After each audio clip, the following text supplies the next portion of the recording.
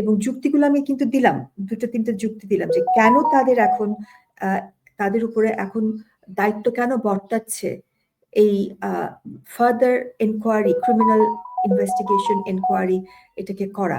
কারণ আমরা দেখছি যে আমাদের সরকার ইদার দে আর আনএবল অথবা unwilling to do a proper investigation.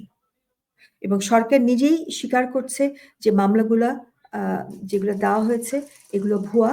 এবং আমরা সবাই জানি যে এখানে এক একটা মামলায় যদি 1000 জনের মতো আসামি থাকে, অজ্ঞাতনামা 500-600, আর আপনার নাম দেয়া হয়েছে 300-400, এই মামলাগুলো নষ্ট হচ্ছে।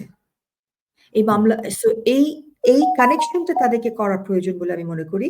এবং এই লায়াবিলিটি এস্টাবলিশ করার জন্য তাদেরকে আমার মনে হয় আবার ইনভাইট করার আমাদের সুযোগ আছে।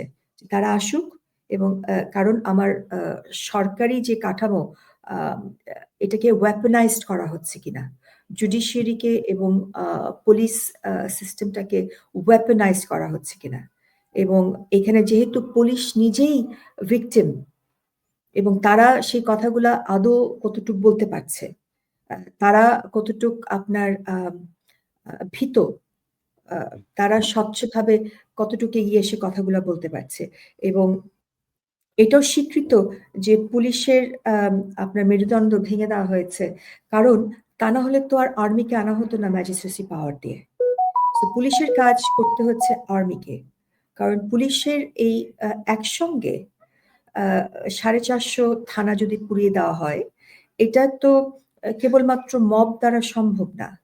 এটাকে একটা প্ল্যানিং এর বিষয় আছে একই সঙ্গে।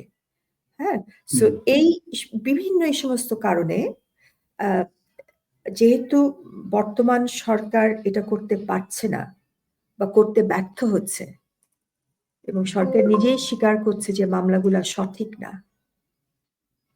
তাহলে লায়াবিলিটি গুলা এস্টাবলিশ করার জন্য একটা criminal enquiry to establish liability খুবই খুবই খুবই জরুরি। এবং এই কাজটা আমাদের রাষ্ট্রের ভিতর থেকে হওয়া সম্ভব না। সরকার করতে পারছে না বা করতে চাচ্ছে না, আনউইলিং অথবা আনএবল, যেটাই হোক না কেন যায় আসে না। অর্থাৎ আমার রাষ্ট্রে আমার সরকার এটা ব্যর্থ। সেই জন্য এই এনকোয়ারিটা, ক্রিমিনাল এনকোয়ারিটা হওয়া খুব প্রয়োজন।